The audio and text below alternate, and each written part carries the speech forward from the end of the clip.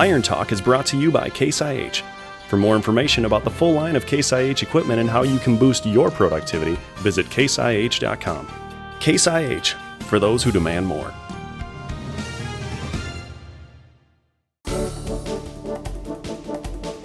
I visited with a number of farmers this fall who just weren't going to be able to get all the work done, and especially when it comes to deep tillage and zone building, they were very concerned about, well, what if I don't get it done in the fall? Can I still do that job in the spring? We'll discuss it in today's Iron Talk. We've done a lot of deep tillage on our farm. In fact, just about every field we've got, we've done some deep till and some zone building out in the fields, where we're using a straight shank and going 20 inches deep. Now, when you're doing tillage that deep, that intensive out in your field in the spring, conditions are totally different. You really have to watch the moisture conditions of the soil and take a look after you've done a little bit of the tillage to see what you're leaving behind. A few years back on our farm, we did a little comparison, spring zone building versus fall zone building, and here's what we found. With the fall zone building, you've got a little bit more time for some curing out in the field. So if you get in the field, it's just a little bit too wet, you have a little bit of smearing along the side or something like that, especially in the real compacted areas,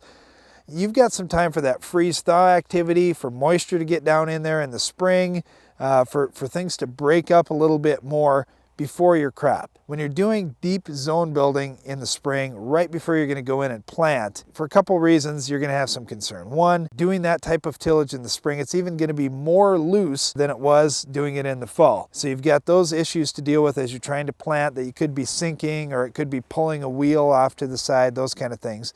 That can happen with fall tillage too, but it's even worse in the spring. The other thing that we saw is we did see some smearing in the spring. While the soil was fit on the top and we definitely could have been planting in the field, doing that zone tillage, we saw some smearing down, about a foot down, right where we had some compaction that we were trying to break up. And that smearing stayed all the way through the season. So we actually had roots that grew down, and then there was a little pocket where it was open.